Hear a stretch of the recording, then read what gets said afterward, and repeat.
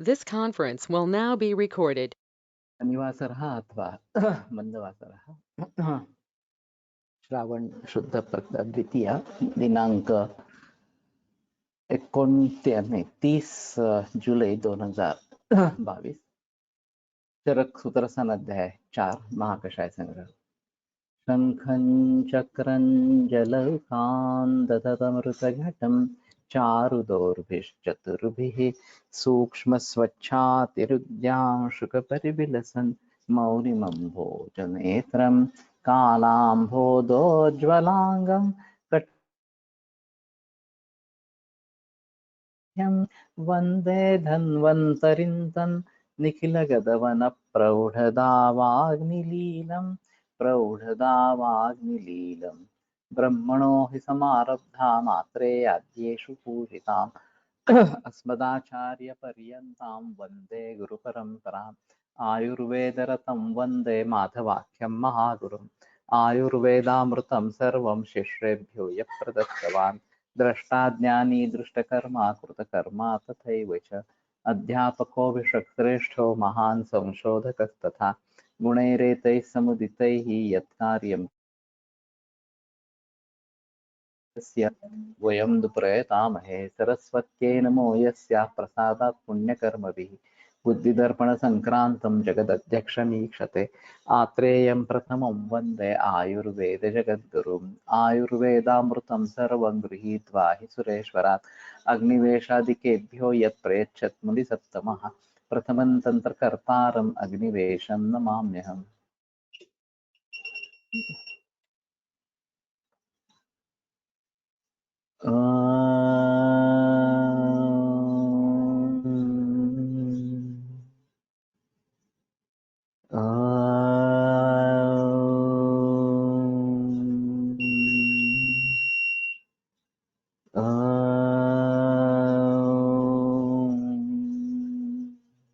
ओम शांति शांति शांति।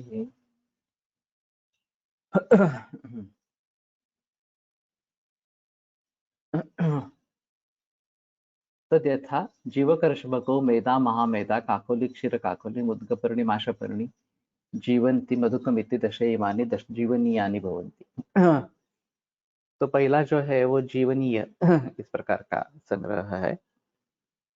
तो इसमें ये तो अष्टवर्ग है, जीवक ऋषभक मेधा महामेधा काकोली क्षीर काकोली मुद्गपर्णी माशपर्णी। तो मुद्गपर्णी माशपर्णी जीवंती मधुक ये अलग है। जीवक ऋषभक मेधा महामेधा काकोली क्षीर काकोली और रुद्धि वृद्धि ये उसमें दो है जिसका यहाँ पे समावेश नहीं किया गया है। फिर भी राज्ञामप्य अष्टवर्गस्तु यतोऽयमति दुर्लभः तस्मात् तस्य प्रतिनिधिर्गृह्णीयात् तद्गुणोभिष, ये जो बात भाव प्रकाश में बताई गई है। मेधा जीवक काकली रुद्धि द्वंद्वे पिशासति वरी विदारी अश्वगंधा वाराह्यंश्च क्रमात् क्षिपेत्। तो वरी विदारी अश्वगंधा ये इनके लिए या उनके पर्याय के रूप में जीवकर शुभक मेधा म्यामधा क्षीर काकोली इनके पर्याय के रूप में प्रयोग कर सकते हैं, ऐसा है। तो लेकिन मधु का जो है यष्टि मधु वो आसानी से उपलब्ध है। मुद्गपर्णी और माशापर्णी भी मुझे लगता है कि मिलने में आसानी होगी। अब जीवनीय का मतलब क्या है? तो जीवन देने वाला, जीवन के लिए हितकर इस प्रकार का है। और कोलटकर सर का एक कहना था कि जिसका जितना जीवन है वो उसको प्राप्त करके देना, ये जीवनीय इस प्रकार का रहेगा। और ये रक्त धातु का कर्म बताया गया है। तो फिर रक्त धातु को जिससे बल मिलेगा इस प्रकार का ये गण है। तो कुट्टकल फार्मेसी ओके। जीवंती वैसे शाक के रूप में भी आती है और वरा शाकेशु जीवंती ऐसा अग्रह संग्रह भी है। कि ये जीवंती जो है वो श्रेष्ठ है शाक में, और गुजरात में प्रचलन है इसका खाने में इस प्रकार से, और उसमें से रुई निकलती है।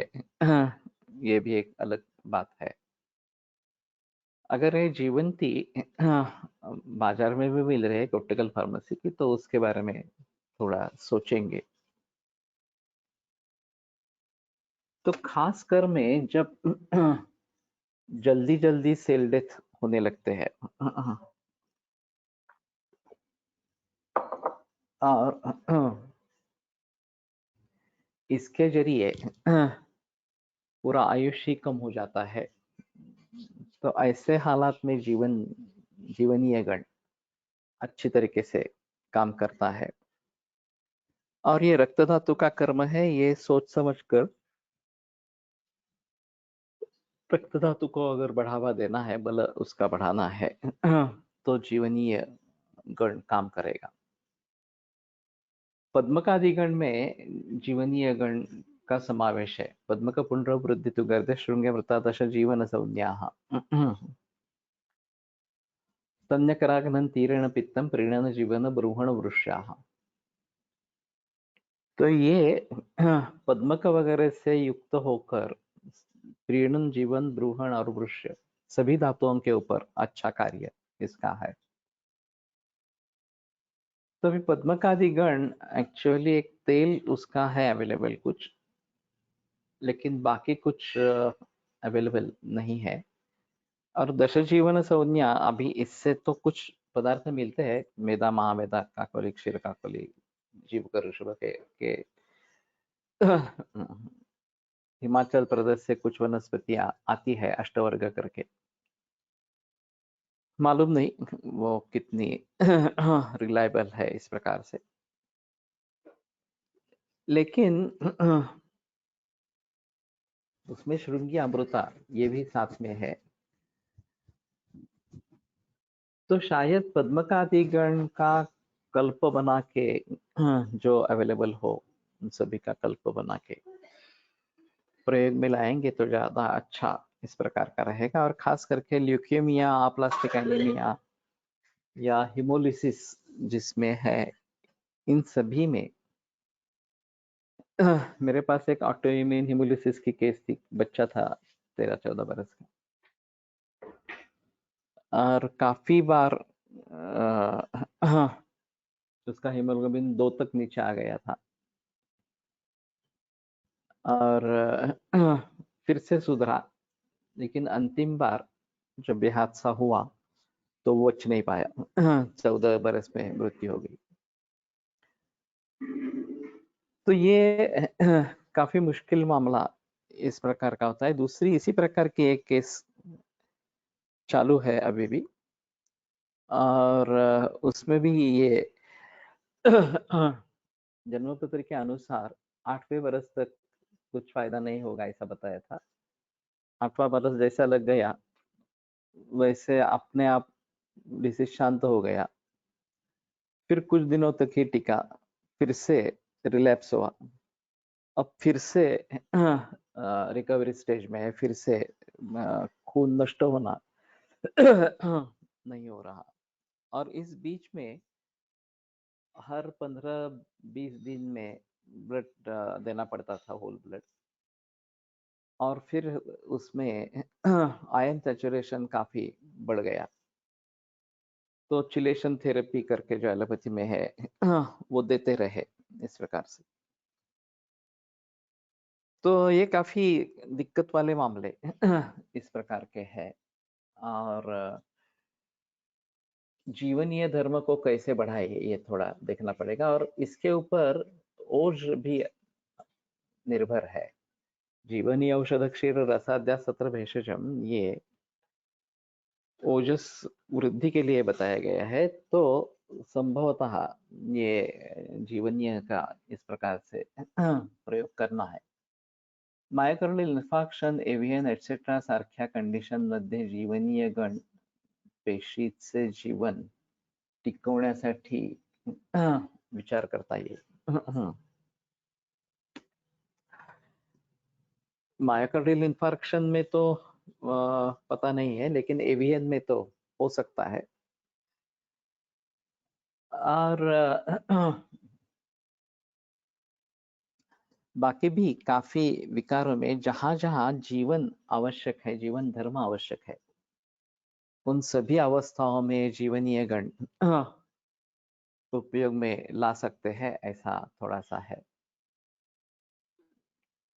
तो ओजक्षय जहाँ है वहां भी जीवन धर्म आवश्यक इस प्रकार का है, ऐसा लगता है अभी, क्योंकि जीवनी औषध साध्यास्त्र विशेषण औषध के हिसाब से देखा जाए तो जीवनीय गण वहां पे बताया गया है। तो मुझे लगता है कि ये जो पंचाशन महाकषाय है, अभी उसमें से कितने द्रव्य उपलब्ध होते हैं नहीं होते हैं, एक अलग बात इस प्रकार की रहेगी। कॉन्ट्रोवर्शियल कौन से है ये भी अलग बात रहेगी,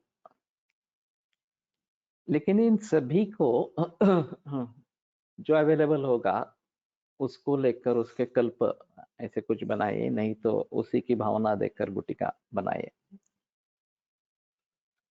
और फिर एक अलग तरीके से निदान होगा कि यहाँ जीवनीय धर्म की आवश्यकता है, गैंग्रीन में जीवनीय धर्म की आवश्यकता बहुत ज्यादा इस प्रकार की है, और हमें मौका मिलता है वो केवल ड्राई गैंग्रीन में ही मौका मिलता है। वेट गैंग्रीन बहुत तेजी से बढ़ता है, तो उसको एम्पुटेशन के बिना कोई उपाय इस प्रकार का नहीं है। एम्पुटेशन होने के बावजूद भी मरीज बच पाएगा नहीं पाएगा ये बताना मुश्किल होता है, लेकिन ड्राई गैंग्रीन में हम जरूर प्रयास कर सकते हैं, और उसमें ये जीवनीय धर्म का महत्व ज्यादा इस प्रकार का है। तो मुझे लगता है कि इन सभी के इस प्रकार से भावना देखकर या फिर उनका कल्प बना के, काढ़ा बना के, कल्प बना के साथ में रखे, और जहां जो उपयुक्त इस प्रकार का हो। अब ये एक अलग तरीका है कि औषधियों से किस रोग के बारे में क्या सोचना है, ये बात हो सकती है। अभी वृद्धि चिकित्सा में सुकुमार का घृत आया है, और उसमें तृण पंचमूल इस प्रकार के है। तो वृद्धि में तृण पंचमूल का संबंध, या मूत्र जनन, मूत्र विरजनीय वगैरह वगैरह, ये जो बातें बताई गई है उनका कहाँ पे कैसे संबंध है। मूत्र विरजनीय में कमल के सभी प्रकार है। तो प्रभुता अविल मूत्रता, ये अविल मूत्रता ये जो डायबिटीज में देखी जाती है, उसमें शायद मूत्र विरजनीय के गण का प्रभाव होगा। तो इन गणों के प्रभावों को देखते हुए उनके हमारे पास अगर ये कषाय सभी मौजूद होंगे, उसके कल्प मौजूद होंगे किसी न किसी तरीके से, और जो अवेलेबल है उसको लेकर, हाँ, तो शायद हम चिकित्सा करते समय अलग तरीके से सोच सकते हैं। और जैसे कि मैंने कहा कि डायबिटीज में गैंग्रीन है, तो ये जीवनीय गण में भी अच्छा काम इस प्रकार का करता रहेगा। क्षीरिणी, राजक्षवक, अश्वगंधा, काकोली, क्षीर काकोली, वाट्यायनी, भद्रवदनी, भारद्वाजी, पयस्यारुष्यगंधा इति दश इमानि ब्रूहणीयानि भवन्ति। अब ब्रूहण करने की आवश्यकता कहाँ पे? जीवन हे रक्ताचं मुख्य कर्म कार्य आहे, परंतु जीवनीय गणातील द्रव्य रक्तावर जाणारी दिसत नाही, असे का असावे? हम उल्टे तरीके से सोचेंगे कि चूंकि ये इस प्रकार से बताया है, तो ये द्रव्य रक्त के ऊपर काम करने वाली है, ऐसा सोच के उनका प्रयोग करना है। रक्त पे काम करने वाली द्रव्य कौन से होंगे ये बताना काफी मुश्किल। जिन रोगों में रक्त एक अहम दूष्य है, उन सभी रोगों में जो भी योग आए होंगे, जो भी दवाइयाँ आई होंगी, उनके बारे में सोचना है। लेकिन इस प्रकार का जीवनीय गण अलग बताया है, और वो अगर जीवनीय काम करता है तो रक्त के ऊपर निश्चित रूप से काम करता है। तो इन द्रव्यों को हमें अच्छी तरीके से देख लेना है कि वो रक्त के ऊपर किस प्रकार से काम करती है। तो मुझे लगता है कि रक्तम जीव इति स्थिति, रक्त है तो जीवन है, इस प्रकार से। और रक्त क्षय हो जाने पर या रक्त श्रुति बहुत बड़े पैमाने पर हो जाने पर दिक्कतें खड़ी होती है, तो जीवन धर्म कैसे बढ़ाएंगे इसके बारे में सोचना चाहिए। एक दूसरा है हैबिचुअल एबॉर्टर्स या मृतगर्भा, मृतवत्सा, इस प्रकार की जो बातें बताते हैं, उनके बारे में भी ये जीवनीय धर्म उपयुक्त इस प्रकार का रहेगा, और उसका प्रयोग शुरू से ही करना पड़ेगा। अब ये जो ब्रूहण की बात कर रहे हैं, क्षीरिणी राजक शवक, राजक शवक को दूधी भोपड़ा माना जाता है, लौकी माना जाता है। ये सभी बातें। और क्षीरिणी जो है वो बहुत छोटा क्षुप है जिसमें से दूध निकलता है।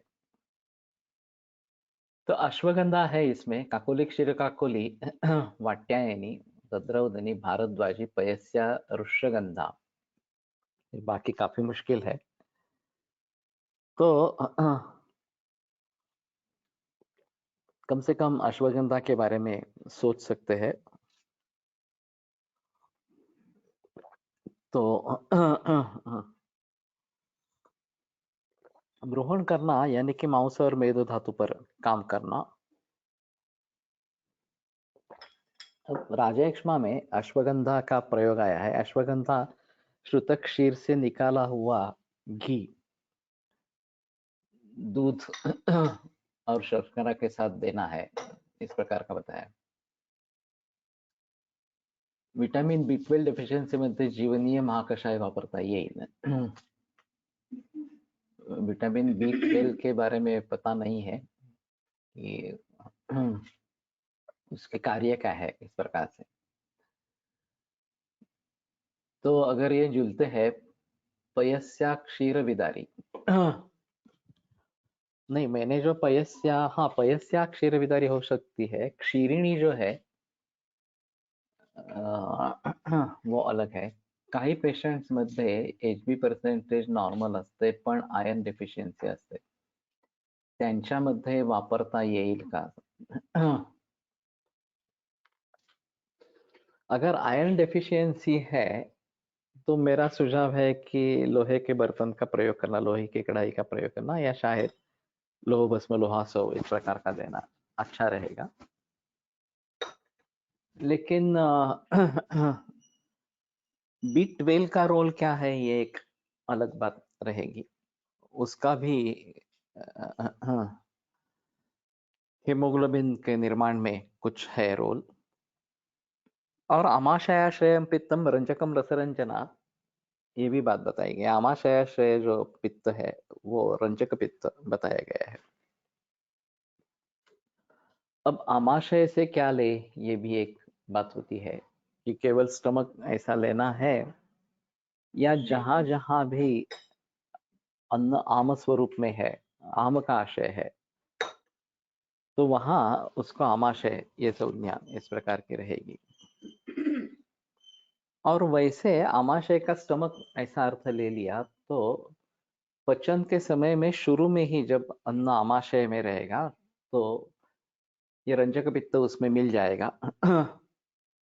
लेकिन से खलो आप्योरुसा यकृत प्लिहानो प्राप्य रागम उपैति, इसके आधार से जब ये यकृत प्लिहा तक पहुंचेगा पोर्टल सर्कुलेशन के द्वारा, तो उसको रक्त वर्ण प्राप्त होगा, उसका परिवर्तन रक्त में इस प्रकार का हो जाएगा। तो ये आमाशय स्थित जो पित्त है, रंजक पित्त, वो उसमें होना जरूरी है, और उसके साथ में उसको यकृत प्लीहा पहुंचना भी जरूरी इस प्रकार का है। और वैसे देखा जाए तो हमारे हिसाब में एक बार रस धातु बन गया, आहार रस से रस धातु बन गया, और फिर रस विक्षेपित होने लगा व्यान के द्वारा हृदय में पहुंचकर, और कुछ रस इस प्रकार से या रस धातु यकृत प्लीहा में प्राप्त होकर रक्त बनता है, और फिर वो आगे मांस मेद वगैरह में परिवर्तित इस प्रकार का होता है। तो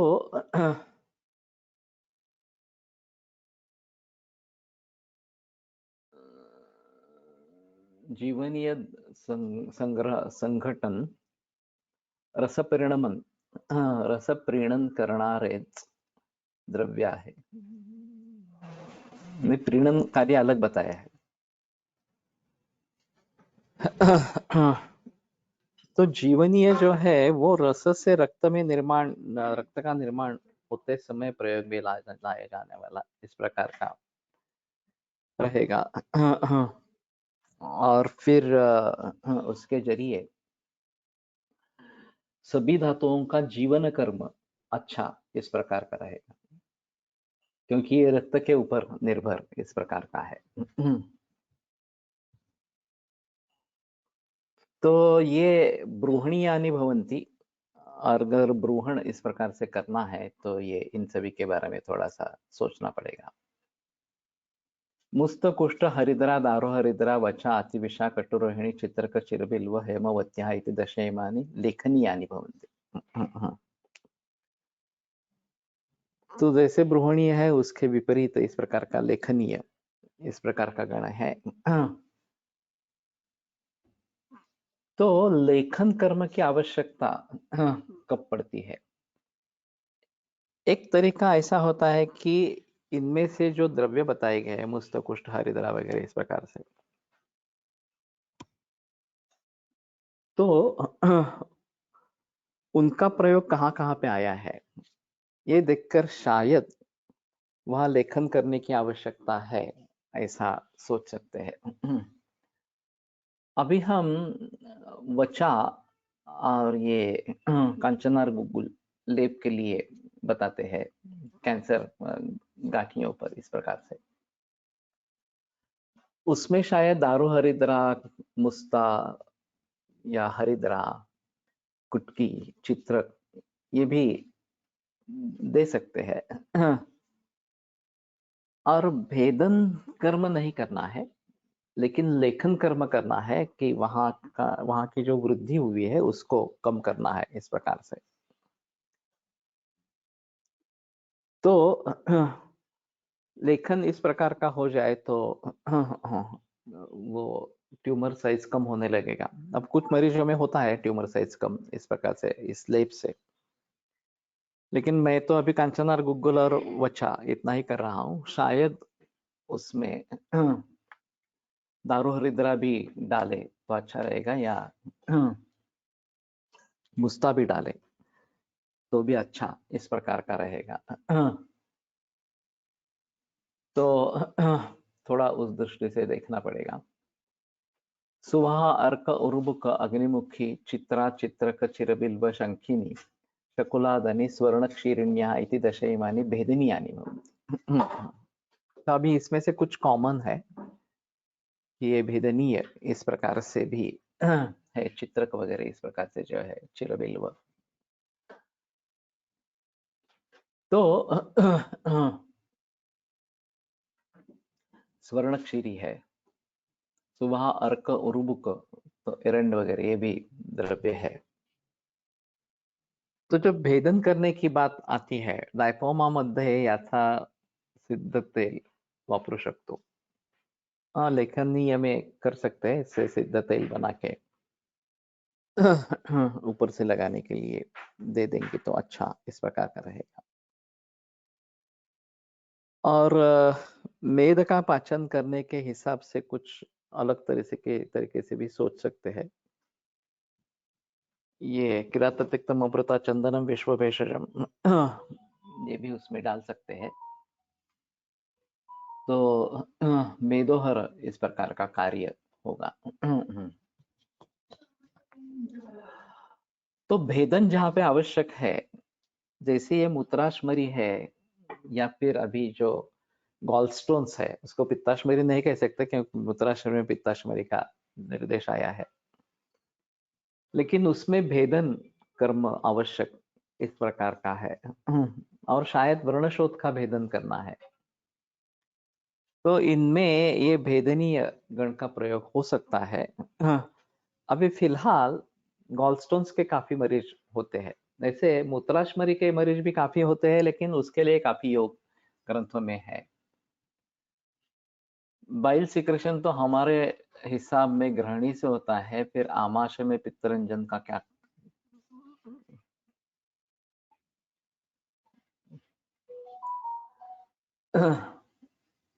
कैसे करेगा? मेदोपाचक किंवा मांसपाचक ट्यूमरनुसार लेपात उपयोग करता लवकर उपयोग दिसतो. ओके. तो टिश्यू कौन सा है ये देखने की जरूरत इस प्रकार से पड़ेगी। हाँ, तो मैं अभी गॉलस्टोन्स की बात कर रहा हूँ। तो भेदनीय जो है, इनमें से द्रव्यों को लेकर एक अर्क है, एरंड है, तो एक पुरुबुक चित्रक है, चिरबिल्व शंखिनी शकुलादनी स्वर्णक्षीरी। स्वर्णक्षीरी को तो शुद्धि करके लेना पड़ेगा इस प्रकार से। तो एरंड को थोड़ा आसानी से चित्रक को भी कर सकते हैं इस प्रकार से। और इन दोनों में ताम्र भस्म मिला के एरंड और अर्क, अर्क का मैं पुष्प प्रयोग में लाता हूँ, अर्क पत्र ज्यादा अच्छा रहेगा इसके लिए, लेकिन ज्यादा तीक्ष्ण इस प्रकार का रहेगा। और शायद ताम्र और एरंड, एरंड मूल उसके साथ बुनिम्बादी इस प्रकार का, ये गॉलस्टोन्स के भेदन के लिए अच्छा होगा। स्वर्णक्षीरी पिसोड़ा नाम से मिलती है, कांटे होते हैं पत्तों में और पीले रंग के फूल होते हैं, मिलती है, काफी मिलती है।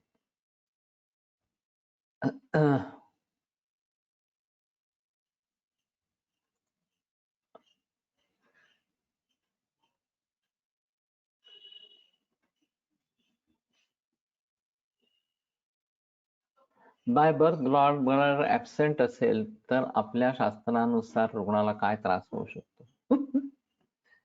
ये तो अभी इस प्रकार का मरीज देखा नहीं है। गॉल ब्लैडर एब्सेंट, हाँ, तो शायद ये गर्भपाल रस और अवयवों के निर्माण के हिसाब से तृतीय सप्तम मंथ का कल्प ये देना अच्छा रहेगा। रिव्हेलेशन होण्यासाठी वापरता येईल का भेदनीय गण? हो सकता है, खास करके ओवम बढ़ रहा है लेकिन रप्चर नहीं हो रहा। ये काफी पीसीओडी में समस्या होती है। एलोपैथी में हार्मोन्स देते हैं, फिर भी फायदा होता ही है ऐसा नहीं है, और रप्चर नहीं हुआ तो सिस्ट बन के फिर ओवरी में बैठ जाता है, और फिर ओवरी का फंक्शनल साइज कम हो जाता है और मेंसेस और डिले होने लगते हैं। तो उसमें ये एरंडमूल जरूर प्रयोग कर सकते हैं। अगर ओव्यूलेशन में ये रप्चर नहीं हो रहा, सिर्फ बढ़ रहा है ओवम, कोरफडच्या मुळामध्ये तांबराची तार टाकून नंतर त्या कोरफडचं चूर्ण करून ठेवता येईल। तो ये ज्यादा नेचुरली इस प्रकार का अवेलेबल होगा। और वैसे ताम्र भस्म मैं जो प्रयोग करता हूँ वो 6x ताम्र इस प्रकार सा करवा लेता हूँ। अब तो अच्छे कंपनी का होना चाहिए, या मालूम अच्छा है इस प्रकार का मालूम होना चाहिए, तो ताम्र प्रयोग कर सकते हैं। और एक्यूट पेन में भी ये अच्छा काम करता है। गॉलस्टोन्स के कोलेसिस्टाइटिस इस प्रकार की अवस्था में ताम्र भस्म, ये भूनिम्बादि चूर्ण और चाहे तो धात्री लोह या सप्तामृत लोह डाल सकते हैं, और मूली के रस के अनुपान से या फिर शहद के अनुपान से दे सकते हैं, तो तुरंत वेदना शांति होती है और सर्दी वगैरह भी रुक जाती है। ताम्रा चितार पूर्ण विरगळते। तुमने किया होगा ये प्रयोग, तो अच्छी बात है, करके देखेंगे। अजून करून पाहिलं नाही। किडनी सिस्ट मध्ये भेदनीयचा वापर करता येईल का? ये थोड़ा अलग ही बात है। सिस्ट जो है उसमें मुझे लगता है कि पाचन की आवश्यकता होती है। जो भाव ऐसे है कि जिसका पाचन शरीर नहीं कर सकता, और वो शरीर के लिए पीड़ादायक है, इसलिए शरीर बाहर फेंक भी नहीं सकता और पाचन भी नहीं सकता, उन भावों को सिस्ट में डाल के कहीं पे रख देते हैं, और ये फिर रिनल सिस्ट, लिवर सिस्ट इस प्रकार से कहीं संचित इस प्रकार के हो जाते हैं। वही बात ओवम के बारे में है। ओवेरी में जो सिस्ट इस प्रकार से संचित होने लगते हैं, वो रप्चर होके बाहर भी निकल नहीं गया, और गर्भाशय में आया नहीं इस प्रकार से। तो फिर वो किडनी में, ओवेरी में ही बैठा रहेगा, और वहीं पे सिस्ट फॉर्म उसका हो जाएगा। तो उसके लिए पाचन की आवश्यकता ज्यादा है। अब किस चीज के पाचन के लिए क्या करेंगे, ये एक अलग बात इस प्रकार की रहेगी कि रीनल सिस्ट काफी बड़े मात्रा में दिखते हैं, बड़े बड़े रीनल सिस्ट दिखते हैं, और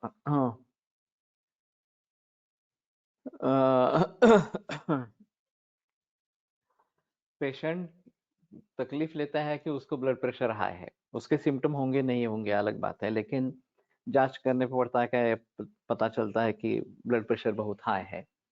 फिर सोनोग्राफी में पता चलता है कि किडनी में काफी सिस्ट है, और उसके जरिए ब्लड प्रेशर बढ़ गया है इस प्रकार से। तो वहां भेदनीय का प्रयोग करना है नहीं करना है, थोड़ा सा सोचना पड़ेगा। पाचन के हिसाब से कुछ करना पड़ेगा, ऐसा मुझे लगता है। और खास करके नैसर्गिक आहार लेना ये जरूरी इस प्रकार का है। प्रायः ये जो अपरिवर्तनीय इस प्रकार के भाव है, वो कृत्रिम द्रव्यों के जरिए आ जाते हैं, जैसे कि केमिकल पेस्टिसाइड्स, फर्टिलाइजर्स वगैरह वगैरह, या प्रिजर्वेटिव्स वगैरह वगैरह। तो जो केमिकल्स है वास्तव में, और वो आहार का हिस्सा कभी भी नहीं थे, ये आहार में जा रहे हैं अभी। अभी एक सूक्ष्म प्लास्टिक के बारे में एक लेख मैंने एक्चुअली पढ़ा नहीं वो पूरा, लेकिन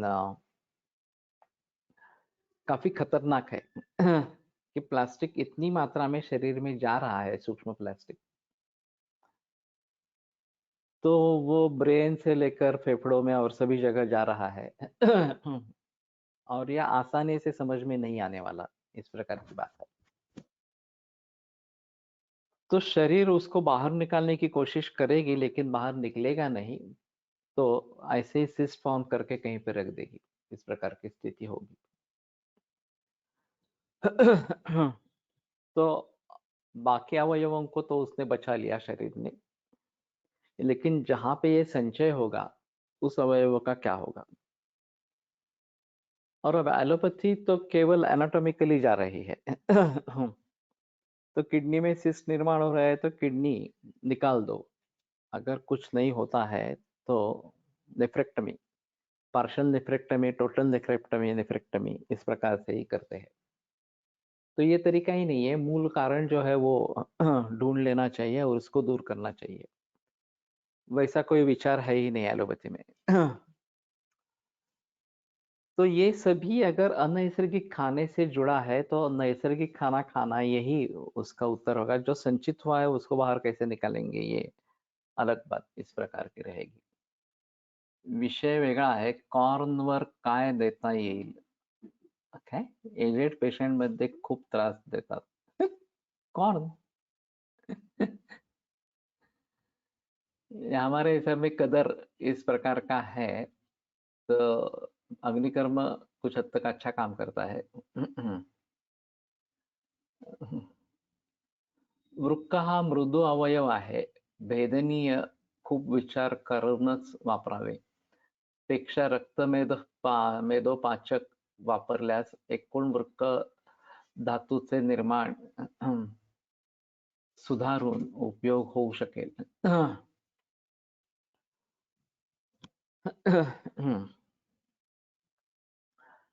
तो ये मेदह स्रोतस का मूल स्थान है वृक्क वपामहनंच, इस प्रकार से। और हमारे यहाँ भी प्रमेह में जब क्लेद बहुत बढ़ने लगता है, मांस शरीरंच मेद मांस और शरीर क्लेद, इस प्रकार से, तो उस क्लेद को बस्ती में लेकर आते हैं। अब आधुनिक दृष्टि से वृक्कों से होकर बस्ती में आता है, तो वहां मेद धातु का प्रयोग संबंध ज्यादा इस प्रकार का रहेगा। तो कॉर्न में एक सहचर तेल का प्रयोग मैं करता हूँ और अग्निकर्म करता हूँ, वो देखो इस प्रकार। तो मुझे ऐसा लगता है कि ये भेदनीय का संबंध ज्यादा मूत्राशमरी या गॉल स्टोन्स या ओवेरियन के बारे में, ओवेरियन सिस्ट के बारे में, या ओम रप्चर नहीं हो रहा है तो इसमें भेदनीय का प्रयोग हो सकता है। वैसे उसमें एरंड मूल आसान है, अब वही जाकर काम करे, ये थोड़ा सा देखना पड़ेगा कि ये उसके साथ में वंग मिश्रण वगैरह ऐसा कुछ दे देंगे। रक्तमेद प्रसादापासून वृक्क निर्मिती सांगितली है। तो उनके हिसाब से करेंगे, लेकिन खाने में जो इस प्रकार के विषय द्रव्य आ रहे हैं, अननेचुरल या अनैसर्गिक द्रव्य आ रहे हैं, उसको कैसे करेंगे अलग बात नहीं। न्यूटेरियन फाइब्रॉइड्स मध्ये यूज करता येईल का सर? बनिए नहीं बता सकते एक्चुअली। यहाँ पे उनका निर्माण कैसे होता है ये देखना बहुत जरूरी इस प्रकार का रहेगा। और फाइब्रस टिश्यू जहां जहां पे निर्माण होता है, जैसे ब्रेस्ट में भी फाइब्रोएडिनोमा काफी कॉमन है और इसका परिवर्तन कैंसर में हो सकता है, तो इसलिए उसके बारे में सजग रहना जरूरी इस प्रकार का रहेगा। फैटी इन्फिल्ट्रेशन ऑफ लिवर, ये भी काफी कॉमन अभी है, तो उसके बारे में भी सोचना पड़ेगा। और ये लिवर फाइब्रोसिस, ये भी एक बात होती है। तो जहां जहां इस प्रकार से फाइब्रस टिश्यू निर्माण हो रहा है, वहां सभी के बारे में अलगता से कुछ सोचना पड़ेगा। और उस संप्राप्ति को भंग करने के लिए पहला सुझाव नैसर्गिक खाना यही है। और इसमें भी इंट्राम्यूरल और एक्स्ट्राम्यूरल इस प्रकार के फाइब्रॉइड्स में दो भेद है। इंट्राम्यूरल ज्यादा खतरनाक है क्योंकि इसमें ब्लीडिंग चांसेस बहुत ही ज्यादा रहते हैं और ब्लीडिंग कंट्रोल नहीं होता। एक्स्ट्राम्यूरल जो है वो प्रेशर देके पेन ज्यादा करते हैं, इस प्रकार से वेदना बहुत ज्यादा होती है। लेकिन यहाँ मुझे लगता है कि भेदन के बजाय विलायन, ये जो एक बात इसमें बताई गई है, वर्णशोध में बताई गई है, आदौ विमलापनं कुर्यात् द्वितीयम् अवसेचनम् तृतीयम् उपनाहन्तु चतुर्थीं पाटन क्रियाम्। ये वर्णस्रोत में जो चिकित्सा क्रम सुश्रुताचार्य ने बताया है, तो विमलापन के बारे में थोड़ा ज्यादा सोचना बेहतर होगा। अब जो लाइपोमा है वो बाहर से दिखाई देते हैं, उनके बारे में हम कुछ कर सकते हैं। एक्स्ट्रा म्यूरल इस प्रकार के फाइब्रॉइड्स है तो उसको बाहर से लेप वगैरह दे सकते हैं थोड़ा सा, लेकिन इंट्राम्यूरल के लिए काफी मुश्किल इस प्रकार का हो जाएगा। और फिर उसकी चिकित्सा कैसे करनी है, ये एक बड़ी समस्या का विषय इस प्रकार का है। और पित्त का संबंध इसमें होता ही है क्योंकि स्राव ज्यादा इस प्रकार का है। योनि गर्भाशय संचित पित्तम संदूषय दसरूप सा रजस का मता, ये एक बात बताई गई है। और दूसरी जो पित्तला योनि व्यापत है उसमें स्राव ज्यादा होता है। तो मैंने सवाल पूछा था कि एक ही पित्त काम कर रहा है और वो एक जगह पे स्राव बढ़ा रहा है और एक जगह अरजस का योनि व्यापत इस प्रकार का है, तो ऐसा क्यों? तो मुझे जवाब दिया गया कि नहीं, ये पोस्ट ग्रेजुएट लेवल का प्रश्न है, मैं अभी इसका जवाब नहीं दूंगी करके टाल दिया उसको। तो मैंने ही कहा कि जिसमें जल महाभूत इसके साथ में है, तेज महाभूत के साथ में है, उसमें स्राव बढ़ेगा। और जल महाभूत नहीं है तो शायद स्राव कम हो सकता है, कटुरस खास करके। उसके बारे में सोचना है, लेकिन उन्होंने जवाब दिया ही नहीं, जवाब टाल दिया इस प्रकार से। तो अब ये एक तरीका हो सकता है कि जितने भी एलोपैथी में डिसीजेस है, आईसीडी है, इंटरनेशनल क्लासिफिकेशन ऑफ डिसीजेस, उनको हमारी तरीके से सोचकर इन गणों में से कौन से गण प्रयोग में ला सकते हैं, ये एक बात हो सकती है। और ये विमलापन चिकित्सा भी ऐसा होता है कि दशांगलेप तो देते हैं विमलापन के लिए शुरू शुरू की अवस्था में, थोड़ा आगे बढ़ गया व्रणशोथ तो पाचन के हिसाब से देते हैं। और इसमें बीच में रक्तमोक्षण भी बताया गया है। तो रक्तमोक्षण के बारे में थोड़ा सोच सकेंगे ऐसा मुझे लगता है। वैसे ब्लीडिंग ज्यादा हो रहा हो और फिर रक्तमोक्षण करना है नहीं करना है, ये एक बात हो सकती है। स्कैंटी मेंसेस है तो रक्तमोक्षण के बारे में जरूर सोच सकते हैं। अरजस का इस प्रकार की है और मॉडर्न का निदान फाइब्रॉइड है, यूटेरियन फाइब्रॉइड है इस प्रकार से। तो शायद उसमें ये काम करेगा। और नजदीकी जो वेन होगी वहां से करना या फिर जल का उच्चारण करना, ये एक बात हो सकती है। तो भेदनीय और कहाँ पे प्रयोग में लाना है, ये थोड़ा सा सोचना पड़ेगा।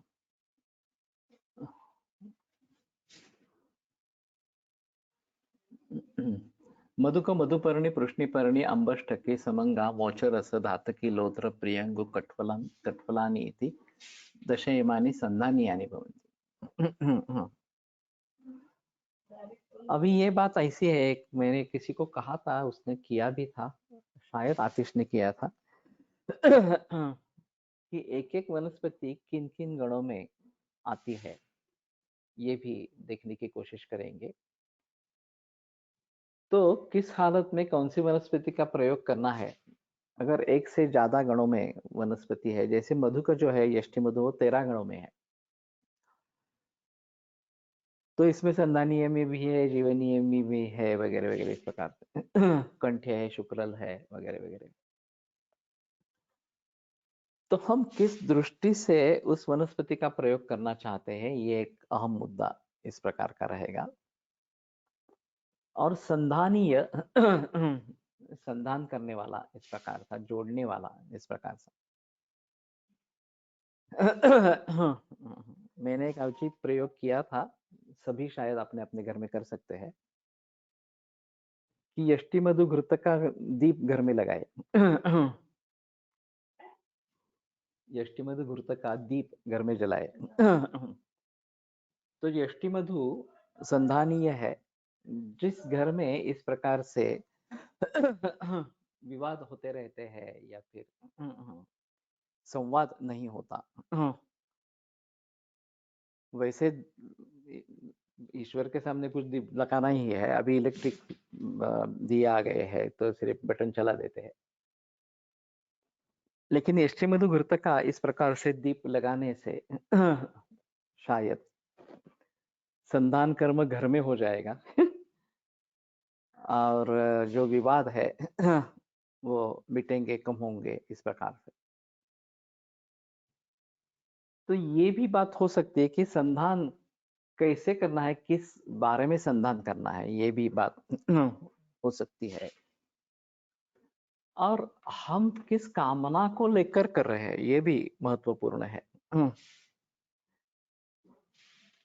अभी एक परिकर्तिका है, उसका संधान करना है, तो अपान काल में यष्टि मधु चूर्ण या यष्टि मधु घृत इसका प्रयोग करते हैं, तो ये संधान हो जाता है।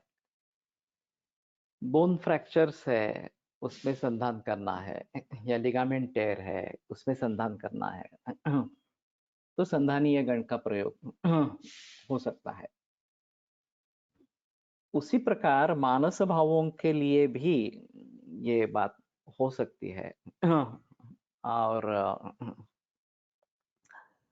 ये प्रयोग हम भी फिर से देखेंगे करने के हिसाब से। और बिल्कुल आसान और घरेलू प्रयोग है. जबरदस्ती सर वंध्यत्व ट्रीटमेंट मध्ये बंधन होऊ नये, भांडण होऊ नये म्हणून वापरतात. ओके. तो वही विचार है, भांडण होऊ नये म्हणून. यष्टीमधु घृत का दीप. जमतं की नाही. तो ठीक है. तो इसके उसको एक अलगता से इस प्रकार के देखने की कोशिश करेंगे. ये मैंने सुझाव दिया था, कोलटकर प्रतिष्ठान का कार्यक्रम था, मीटिंग थी, ऐसे कुछ था, उसमें मैंने सुझाव दिया था कि यष्टिमधु का दीप जलाओ इस प्रकार से.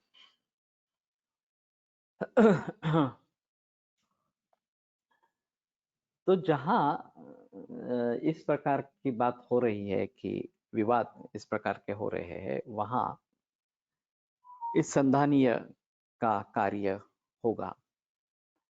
और फिर इनमें से कौन से द्रव्य चिकित्सा में कहाँ कहाँ पे प्रयोग में लाए गए हैं, ये थोड़ा देखने की कोशिश करेंगे. अम्बष्टकी का मतलब पाठा लेते हैं, तो मैं पाठा और यष्टि ये दोनों का कॉम्बिनेशन करता हूँ परिकर्तिका लिए इस प्रकार से. और मोचरस भी है, धातु की है, लोधर प्रियंगु कटफल भी है. हाँ.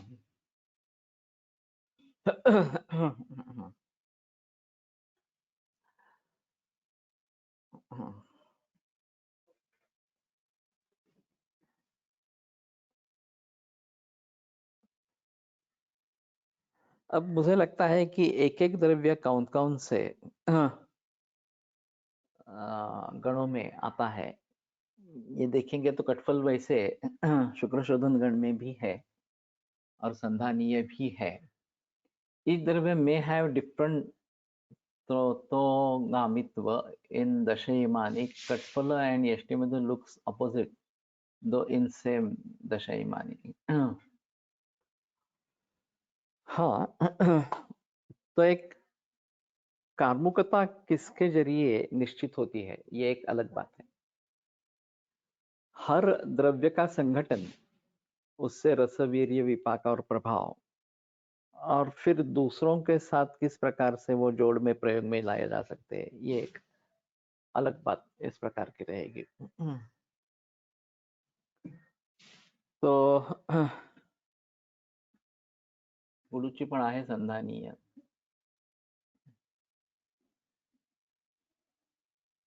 मधुपर्णी गुरुची का पर्याय है मेरे ख्याल में।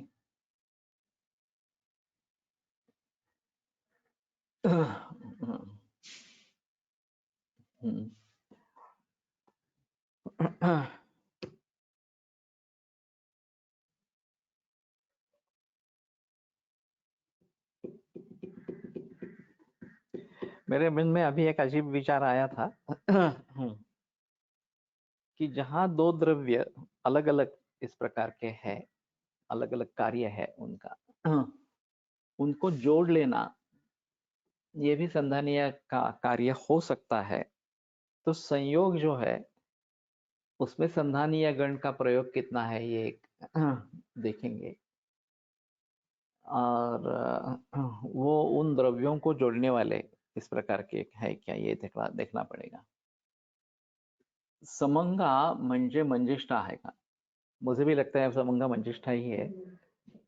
मंजिष्ठा विकसा जिंगी समंगा कालमेशिका, हाँ पर्याय तो है उसका। तो मंजिष्ठा ही है। काय है? लाजाल लज्जालू का भी है पर्याय, लेकिन मंजिष्ठा काय मी आता म्हणला श्लोक तो समंगा कालमेचिका। तो क्या लेना है एक बार देखना पड़ेगा। नीचे टीकाकार ने कुछ किया है क्या देखते हैं।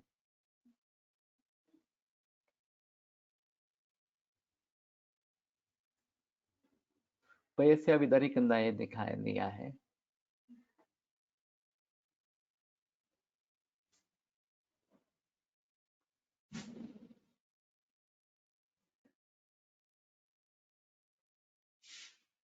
समंगा वराह क्रांता। अम्बष्ट के अकर्ण विद्या या अलग ही किया है। वराह क्रांता, तो वराह क्रांता का मतलब होगा कि वराहों से आक्रांत होने वाली, वराहो उसको उखाड़ कर फेंकने वाले हैं इस प्रकार से। मालूम नहीं ये क्या है, वराह क्रांता क्या है, लेकिन समंगा ये लज्जालु और मंजिष्ठा का पर्याय भी है। तो ये अलगता से देखना पड़ेगा। शृंगवेरः शंठी, पिपली पिपली मूल चव्य शृंगवेर, चव्य चित्रक शृंगवेर अम्लवेतस, मरिच अजमोदा भल्लातक अस्ति हिंगु निर्यासा इति दशैवानि दीपनीयानि भवन्ति इति षट्कः कषायवर्गः। तो इतने षडूषण है, पंचकोल है उसमें मरीच भी है, तो षडूषण इस प्रकार का हो गया। और अम्लवेतस है यहाँ पे। भृंग है, भृंगत है ना, नहीं श्रृंगवेर है, सॉरी सॉरी श्रृंगवेर है, तो अदरक है वो तो ठीक है। पिपली पिपली मूल चव्य चित्र का नागर है ही। ये तो पंचकोल बन गया और उसमें मरीच साथ होने के साथ षडूषण हो गया। अजमोदा है भल्ला तकास्ती हिंगु निर्यास।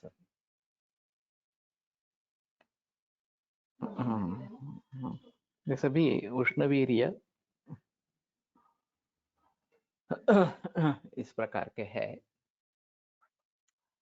और उसी के हिसाब से दीपन करने वाले इस प्रकार से है।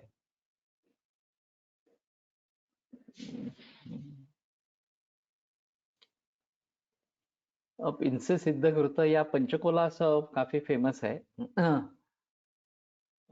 तो आसव होने के कारण और भी दीपन इस प्रकार का होता है।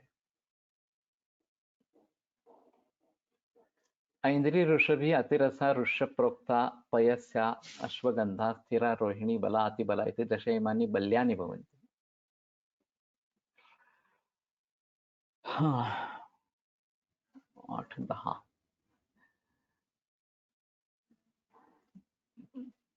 तिकेट संधानीयचा अर्थ संग्रहणीय केला आहे, पुरुष संग्रहणीय टिकेट। हाँ लेकिन ये संधानीय अलग है और ये अलग है। संग्रहणीय अलग है। तो मुझे नहीं लगता संधानीय का अर्थ इस प्रकार का होगा। तो ठीक है, बल्यानि भवन्ति, तो इन सभी के बारे में थोड़ा इसमें शतावरी है, अतिरसा जो है वो, अश्वगंधा है, स्थिरा है, तो शालीपर्णी भी है, रोहिणी, बला, अतिबला। रोहिणी, कटु रोहिणी जनरली बताई जाती है। अतिरसा, शतारी, रुधिर्वा, वृषप्रोक्तम, अतिबला, पयस्याय, क्षीर विदारी, क्षीर काकोलीवा, काकोलीवा। स्थिरा के बारे में या रोहिणी के बारे में कुछ बताया नहीं, लेकिन रोहिणी अगर कटु रोहिणी है तो उसका कार्य थोड़ा सोचना चाहिए। ठीक है, आज रुकते हैं, सोमवार को फिर से मिलेंगे।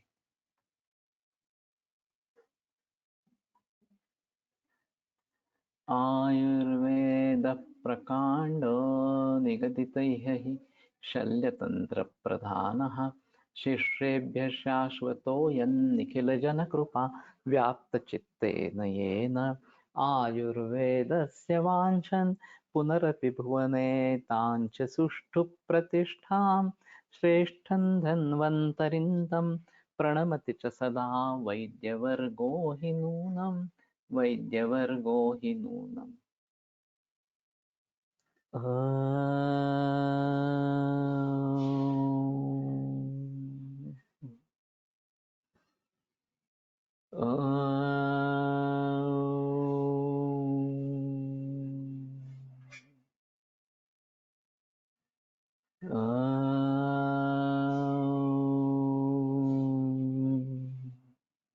ओम शांति शांति शांति। विरम्यते।